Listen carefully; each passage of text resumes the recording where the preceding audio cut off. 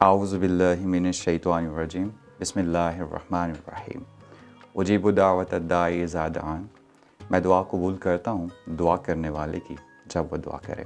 السلام علیکم ناظرین، میں ہوں آپ کا میزبان عمران خان اور ہم آپ کو پکار کے سیزن 2 میں خوش آمدید کہتے ہیں. ہمارے ساتھ ہماری رہنمائی کے لیے موجود ہیں حسب معمول ڈاکٹر محمد عظیم فاروقی صاحب.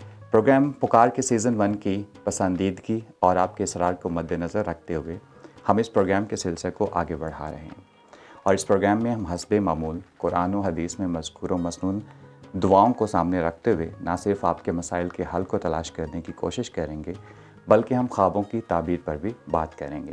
ہم پروگرام کے سلسلے کو آگے بڑھاتے ہیں. ڈاکٹر صاحب، ہمارے لیے آج کا سب سے پہلا سوال جو ہماری ٹیم نے منتخب کیا ہے وہ عزیز فاطمہ صاحبہ کہتا ہے، جن کا تعلق ٹیکسلا سے ہے. آپ فرماتی ہیں کہ جب ہمارا یہ ایمان ہے کہ اللہ تعالیٰ کی ذات سمیع بصیر ہے اور اللطیف الخبیر ہے، ہماری ہر بات کو باریکی سے جانتا ہے، تو پھر بندے کو اس سے دعا کرنے کی ضرورت کیوں درپیش آتی ہے؟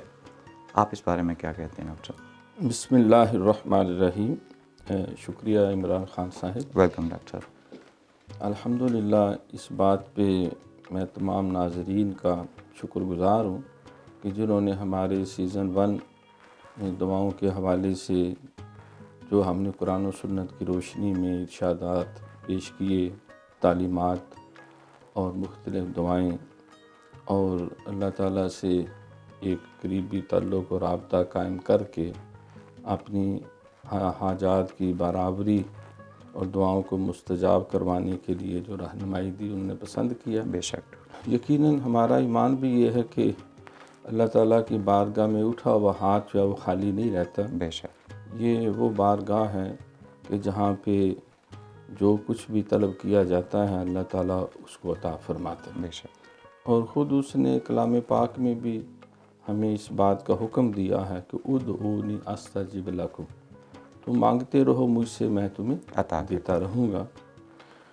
تو ہماری بہن نے عزیز فاطمہ صاحبہ نے جو سوال کیا ہے، تو یہ ایک انسانی فطرت ہے کہ اس کے ذہن میں کئی قسم کے سوالات ابھرتے رہتے ہیں، بے شک. آتے رہتے ہیں. تو اس ضمن میں میں عرض کروں گا کہ دعا بندہ مومن کے پاس سب سے بڑا ہتھیار ہے اللہ تعالیٰ کی بارگاہ میں حاضری کے لیے.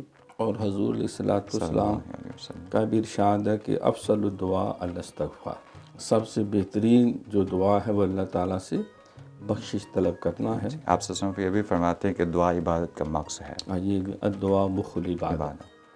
اور بلکہ لیلۃ القدر کے حوالے سے جب ام المومنین سیدہ عائشہ صدیقہ رضی اللہ تعالیٰ عنہا انہوں نے حضور علیہ السلام سے پوچھا کہ حضور اگر وہ مبارک گھڑیاں لیلۃ القدر خیر من الف شہر جس کے بارے میں کہا گیا اگر مجھے میسر آ جائیں تو میں ان کو کیسے یوٹیلائز کروں؟ تو آپ علیہ السلام نے فرمایا کہ تم کہو کہ اللہم انک عفو تحب العفو فاعف عنی یا غفور یا غفور یا غفور، کما قال کہ اللہ بے شک تو عفو درگزر کا پیکر ہے، بے شک، اور معاف کرنا ہی تجھے بہت پسند ہے. فاعف عنی، پس مجھے بھی معاف فرما دے. اور ربی اغفر وارحم وانت خیر الراحمین، یہ کثرت سے بھی آپ دعا فرماتے تھے، اے اللہ مجھے بخش دے اور مجھ پہ رحم فرما، اور بے شک تو ہی سب سے زیادہ رحم فرمانے والا ہے. تو دعا کا تو حکم اللہ نے خود کلام پاک میں جگہ جگہ دیا ہے کہ لا تقنطوا من رحمت اللہ ان اللہ یغفر الذنوب جميعا، اللہ کی رحمت سے کبھی نا امید نہیں ہونا.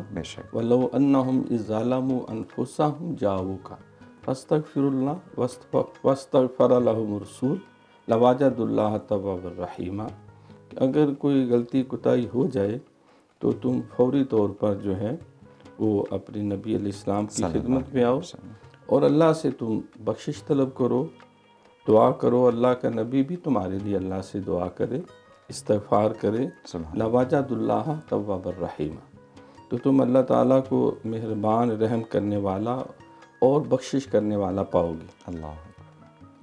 تو اس اعتبار سے دعا بذات خود ایک نہ صرف عبادت ہے بلکہ عبادت کا مغز ہے. یہ ہم جتنی بھی تسبیحات پڑھتے ہیں اس میں بھی مناجات ہوتی ہیں. حضرت آدم علیہ السلام کی دعا ہے ربنا ظلمنا انفسنا وان لم تغفر لنا وترحمنا لنکونن من الخاسرین. اور حضرت یونس علیہ السلام کی بھی دعا ہے لا الہ الا انت سبحانک انی کنت من الظالمین. اور اللہ کے نبی علیہ السلام کی جو پسندیدہ دعا ہے وہ ہے کہ ربنا آتنا فی الدنیا حسنہ وفی الآخرۃ حسنہ وقنا عذاب النار. اور یہ بھی فرمائے قل رب زدنی علما، اے میرے نبی تم اللہ سے کہو اے میرے پروردگار میرے علم میں اضافہ فرما. اور سورہ بقرہ کی آخری آیات جو ہیں جو اللہ تعالیٰ کے کرم کے خاص خزانوں سے امت محمدیہ کو نبی علیہ السلام کے ذریعے عطا فرمائی گئی، ان کی تفصیلات بھی دیکھ. ربنا لا تؤاخذنا ان نسینا واخطانا ربنا ولا تحمل علینا اصرا کما حملته علی الذین من قبلنا ربنا ولا تحملنا ما لا طاقة لنا به واعف عنا واغفر لنا وارحمنا انت مولانا فانصرنا علی القوم الکافرین. اور نماز میں بھی ہر جب سورہ فاتحہ پڑھتے ہیں اس میں بھی یہی اہدنا الصراط المستقیم. مطلب ڈاکٹر صاحب دعا اس لیے بھی اللہ سے مانگنی چاہیے جب ہم کہتے ہیں کہ وہی مالک ہے وہی خالق ہے، کن کا خالق بھی وہی ہے، فیکون بھی اسی کے مرضی اور اس ہوتا ہے، تو اس لیے ہمیں دعا اس لیے بھی مانگنی چاہیے. حکم ہے اللہ کا، حکم ہے اللہ کا، حکم ہے. اور یہ صرف عبادت نہیں بلکہ عبادت کا مغز کہا گیا ہے. بے شک ڈاکٹر انسان بادام کا چھلکا جیب میں ڈال کے پھرتا رہے اور مغز کا باہر پھینک تو وہ نہیں، بلکہ اللہ تعالیٰ فرماتے ہیں کہ وما کان اللہ لیعذبہم وہم یستغفرون. اللہ سے جب تک کوئی بخشش طلب کرتا رہتا ہے، مانگتا رہتا ہے، اللہ تعالیٰ اس کو ہلاک نہیں کرتا. بے شک اللہ یہ بھی فرماتا ہے وَاسْتَعِینُوا بِالصَّبْرِ وَالصَّلَاةِ کہ جب بھی تم مشکل میں ہو میرے سے مدد مانگ لو نماز اور دعا کے ساتھ. ڈاکٹر صاحب ہم آج کا دوسرا سوال ہمیں سرگودا سے ظہیر احمد صاحب نے بھیجا ہے. آپ کہتے ہیں کہ ان کا سوال بڑا خوبصورت ہے کہ سونے کو آدھی موت قرار دیا گیا ہے، اس دوران عمل کا وقت تھم جاتا ہے، تو سونے سے پہلے کون سا عمل اور کون سی دعا کرنی چاہیے کہ دل مطمئن رہے اور رات کا سونا اللہ کے ہاں بیکار نہ جائے؟ دیکھیں یہ آدھی موت کی بات تو شاید ان کے ذہن میں آ گئی خود ہی. یہ کہا جاتا ہے کہ نیند یہ گویا کہ موت کی بہن ہے، بالکل جسے ہم کہتے ہیں ماسی ہے جی، سسٹر آف ڈیتھ بھی کہا جاتا ہے. ہاں، تو ظاہر جب انسان سوتا ہے تو جو دعا کی جاتی ہے اس میں بھی اسی بات کا ذکر ہے کہ اللہ تعالیٰ میری رات کو امن و سلامتی سے رکھے. اور صبح اٹھتے ہی جو دعا مانگی جاتی ہے اس میں بھی اسی طرح کے الفاظ ہیں کہ الحمدللہ الذی احیانا بعد ما اماتنا والیہ النشور. پاک ہے وہ ذات جس نے ہمیں موت کے بعد پھر زندگی عطا کی. تو نیند جو ہے بندہ مومن کی نیند بھی عبادت ہے، اس کا جاگنا بھی عبادت ہے، اس کا اللہ کے حکم کے مطابق کلوا واشربوا ولا تسرفوا کھانا پینا بھی عبادت ہے. تو بندہ مومن کی زندگی کے ہر لمحے کو اللہ نے عبادت بنا دیا اگر وہ سنت اور شریعت کے مطابق جو ہے وہ انسان اپنے لمحات کو اوقات کو گزارتا ہے. تو باقی یہ بات رہی کہ رات کو سونے سے پہلے جو راد و وظائف ہیں تو بہت ساری مسنون عبادات بھی ہیں کہ اس کے لیے کوشش کی جائے کہ انسان باوضو رہے، کیونکہ باوضو رہنا بذات خود ایک خاموش عبادت ہے. جس طرح بندہ جب روزہ رکھ لیتا ہے تو بظاہر تو کوئی ایسی عبادت نہیں کر رہا، لیکن وہ خاموش رہے کہ کھائے پیے بغیر وہ عبادت میں. خانہ کعبہ کی زیارت کرتے رہنا عبادت، ماں باپ کا چہرہ محبت سے دیکھنا عبادت، آل اولاد کا دیکھنا عبادت. تو رات سونے سے پہلے جو مسنون دعائیں یا اوراد و وظائف ہیں ان میں آیت الکرسی جو ہے یہ بزرگ فرماتے ہیں کہ کوشش کی جائے 7 دفعہ یا 11 دفعہ یا جتنی توفیق ہو. اسی طرح معوذتین 2 پناہ دینے والی صورتیں، سورت فلق اور سورت ناس جو ہے آخری قرآن پاک کی، یہ 11 دفعہ پڑھی جائیں. اسی طرح تیسرا کلمہ سبحان اللہ والحمدللہ ولا الہ الا اللہ واللہ اکبر ولا حول ولا قوت الا باللہ العلی العظیم. مطلب ڈاکٹر صاحب ان ساری دعاؤں کے ساتھ جو سب سے بہترین عمل ایک بندہ کر سکتا ہے وہ باوضو سونا ہے، وہ بذات خود ایک بہت بڑی عبادت ہے. ناظرین یہاں پہ وقت ہوا ایک چھوٹے سے وقفے کا، ملتے ہیں وقفے کے بعد.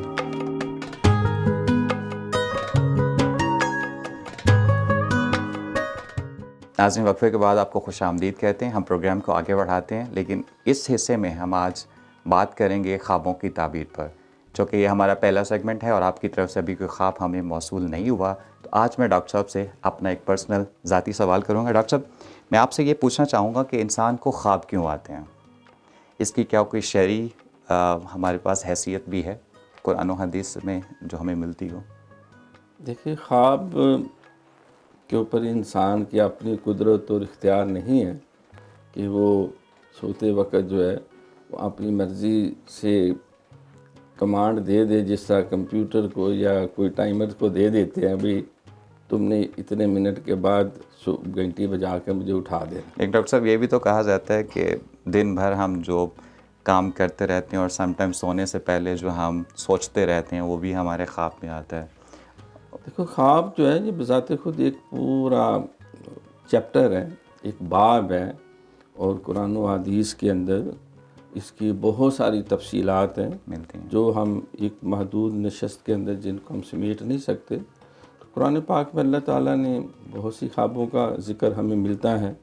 حضرت ابراہیم علیہ السلام کی خواب، جب انہوں نے دیکھا کہ میں اپنی بیٹی اسماعیل علیہ السلام کو ذبح کر رہا ہوں، پھر اس کیا آپ نے حضرت سیدہ ہاجرہ سے مشورہ کیا، سیدنا اسماعیل علیہ السلام سے کیا، شیطان نے بھی وسوسے ڈالے. بے شک. باہر کیف وہ آپ اللہ کی رضا کے لیے منا کی وادی میں ان کو ذبح کرنے کے لیے لے گئے، اور آواز آئی کہ یا ابراہیم قد صدقت الرؤیا، اے ابراہیم تو نے اپنے خواب کو سچ کر دکھایا. وَفَدَيْنَاهُ بِذِبْحٍ عَظِيمٍ.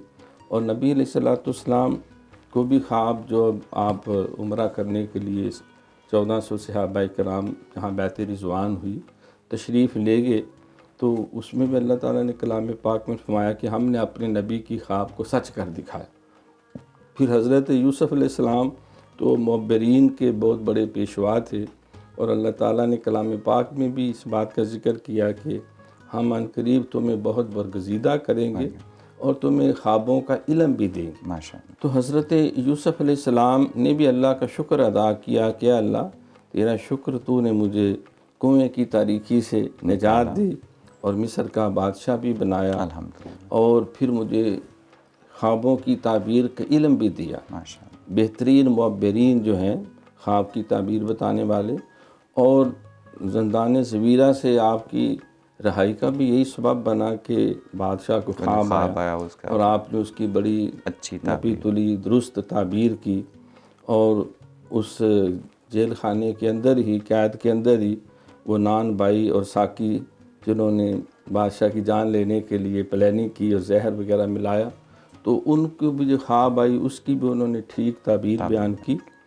تو گویا کہ خوابوں کی تعبیر یہ اللہ کا ایک عطیہ ہے. بے شک. نبی علیہ السلام نے فرمایا کہ نبوت کے 46واں حصہ ہے یہ، یعنی یہ بھی اللہ کی بارگاہ سے جو نبیوں کو خاص فیض ملتا ہے، تو اس میں سچی خوابیں اور خوابوں کی تعبیر یہ بھی ایک علم ہے. اور یہ بھی آپ نے فرمایا کہ جو اب نبوت کا سلسلہ کمپلیٹ ہو چکا، لیکن مبشرات کا سلسلہ جاری رہے گا. تو ڈاکٹر صاحب ہم یہ کہہ سکتے ہیں کہ یہ خواب جو ہے من جانب اللہ ہوتے ہیں اور یہ خدا کی طرف سے ہی ایک انسان تک پہنچتے ہیں. اس میں تو بہت سارا محمد بن ابن سیرین نے، حضرت امام جعفر صادق نے، حضرت علامہ کرمانی نے، جو بڑے بڑے جو اسلامی تعلیمات میں معبرین ہوئے ہیں، انہوں نے خوابوں کی کئی قسمیں بیان کی، کئی حوالوں سے اس سے گفتگو کی ہے. کچھ شیطانی خواب ہوتے ہیں کہ انسان جو ہے وہ ان وسوسات یا شہوانی لذات کے اندر اپنے وہ غسل بھی اس پہ واجب ہو جاتا ہے. کچھ حیوانی ہوتے ہیں، یعنی انسان کی اپنی جو ہوائے طبع ہے وہ جو سوچتا رہتا ہے سارا دن، وہ آتی ہے. بعض کا پیٹ کی خرابی کی وجہ سے، بیماری کی وجہ سے، تو سب جھوٹے خواب ہوتے ہیں. مینس کہ اگر ہم دیکھیں خواب، تو خواب کے لیے ہمیں بہت ساری سچویشنز اپنے ذہن میں رکھنی پڑیں گی کہ جو خواب دیکھ رہا ہے اس کی سچویشن کیسی ہے. دیکھو اس ساری تعلیمات کو سامنے رکھیں تو جو سچی خوابیں ہیں وہ 3 قسم کی بزرگوں نے بیان کی ہیں. جیسے پہلی وہ خواب ہے جس میں کوئی اللہ کی طرف سے بشارت ہے. ماشاءاللہ. وہ جو خوابوں کا فرشتہ ہے وہ لوح محفوظ سے اس بندے کی دل جوئی کے لیے، رہنمائی کے لیے، اور اللہ کی طرف جو اس کو اعزازات ملنے والے ہیں تو وہ باذن اللہ اس سے اسے آگاہ اس تک پہنچتے کچھ تحدید کے لیے ہوتے ہیں، خبردار کرنے کے لیے، اور اس کو بتایا جاتا ہے جس راہ پہ تم چل رہے ہو، جو طریقہ اختیار کر لو، یہ تباہی کا ہے۔ اس سے بعض جو جس طرح ہم استخارہ کرتے ہیں کہ ہم فلاں جگہ بیٹی بیٹے کا رشتہ کریں یا نہ کریں، فلاں کاروبار کریں یا نہ کریں، تو خواب کے ذریعے اللہ تعالیٰ کی طرف سے رہنمائی آتی ہے کہ یہ راستہ غلط ہے، ادھر نہیں جانا، اور یہ طریقہ اس کو اختیار کیا جائے۔ پھر تیسری جو خوابوں کی قسم ہے اس کو الہام کہتے ہیں، فَأَلْهَمَهَا فَجُورَهَا وَتَقْوَاهَا۔ تو قرآن میں بھی اللہ نے بندے کے اندر انکلکیٹ کر دیا ہے، جو ہے وہ اچھی باتیں بھی اور بری باتوں کا شعور اللہ نے اس کے اندر ڈال دیا ہے۔ تو بعض کا جو ہے اللہ کی طرف سے رہنمائی آتی ہے کہ تو جہاد کر، تو مال خرچ کر، تو نیکی کی راہ پہ چل، تیرے لیے سراپا خیر ہے، اور اگر کوئی کمی بیشی ہے تو اس راستے کو ترک کر دے، اور پھر جو ہے وہ تیری ترقی۔ تو ڈاکٹر صاحب اس چیز کو مطلب جو ماہر تعبیر ہے وہی اس کو ڈیسائیڈ کرے گا کہ کہیں یہ جو خواب ہے انسان کا اپنا خوف، اپنا ڈر، یا اس کی اپنی خواہش ہے، یا خدا کی طرف سے اس کو کوئی فیوچر کی بات جو ہے اس تک پہنچائی گئی ہے، تو یہ ایک ماہر تعبیر ہی اس پہ بات کر سکتا ہے۔ تو اس ماہر تعبیر کے بارے میں ایک دو باتیں کہ کس طرح سے ہمیں پتہ چلے گا ایک عام آدمی کو کہ ان سے ہم اپنے خواب کی تعبیر لے سکتے ہیں۔ دیکھیں، خواب کی تعبیر بتانے والے کو معبر کہتے ہیں، یعنی تعبیر دینے والا۔ اس کے لیے ضروری ہے وہ خود نیک ہو، صالح ہو، صاحب علم ہو، وہ قرآن سے، حدیث سے، فقہ سے، اور اس بندے کے حال حالات سے، اس ماحول سے، اور اس کی جو ایکٹیویٹیز ہیں اس سے پورے طور پہ آگاہ ہو، اور انتہائی تیز دماغ ہو، اور جس کو کہتے ہیں اڑتے ہوئے چڑیا کے پر گرنے والا۔ مطلب یہ جو ہر دوسرا بندہ خواب کی تعبیر بتاتا رہتا ہے اس سے ہمیں بچنا چاہیے، یا خود اپنے طور پہ بندہ پریزیوم کر لیتا ہے کہ میں نے دیکھا ہے خواب میں فوت ہو گیا تو میں تو گیا۔ تو حالانکہ نیک آدمی کا فوت ہونا جو ہے وہ روحانی ترقی ہے، برے آدمی کا مرنا یا فوت ہونا جو ہے اس کے لیے تباہی۔ تو یہ تعبیر جو ہے، جو اس شے کو جانتا ہے، بندہ بیمار ہو تو خود ہی میڈیکل سٹور سے جا کے دوائیں نہیں سلیکٹ کرتا، کسی اچھے فزیشین سے، سرجن سے اس سے مشورہ کرتا ہے، وہ پھر سارا جائزہ لے کے بتاتا ہے فلاں بیماری اور یہ علاج ہے۔ تو اسی طرح جو تعبیر ہے یہ تو اللہ کا خاصت ہی ہے جو نبیوں کو عطا ہوتا ہے، اور نبیوں کا یہ فیض جو ہے اللہ اپنی مخلوق میں خوش نصیب بندوں پر یختص برحمتہ من یشاء، وہ جس کو چاہتا ہے اپنی رحمت کے ساتھ مختص کر دیتا ہے۔ تو لہٰذا ہر ایرے گہرے نتھو خیرے سے جا کے خواب بیان کرنا اور خود ہی کو نتیجہ نکالنے سے بچنا چاہیے۔ جی ناظرین، یہی موقع ہم آپ کو فراہم کر رہے ہیں۔ آپ کو اگر کوئی خواب آتا ہے، آپ اپنے کسی خواب کی تعبیر پوچھنا چاہتے ہیں، تو آپ ہماری اسکرین پر نظر آنے والے تمام کانٹیکٹ پہ ہمیں کانٹیکٹ کر سکتے ہیں اور اپنے خواب ہم تک پہنچا سکتے ہیں، اور ہم انشاءاللہ تعالی العزیز قرآن و سنت کی روشنی میں ڈاکٹر صاحب کی رہنمائی میں آپ کے خوابوں کی تعبیر آپ تک پہنچانے کی کوشش کریں گے۔ ہمارے آج کے پروگرام کا اختتام ہوا چاہتا ہے، ہمیں آج کے لیے دیجیے اجازت۔ انشاءاللہ تعالی اگلے پروگرام میں ہم آپ کے خوابوں کے ساتھ اور نئی دعاؤں کے ساتھ آپ کے سامنے حاضر ہوں گے۔ تھینک یو سو مچ۔ اللہ حافظ۔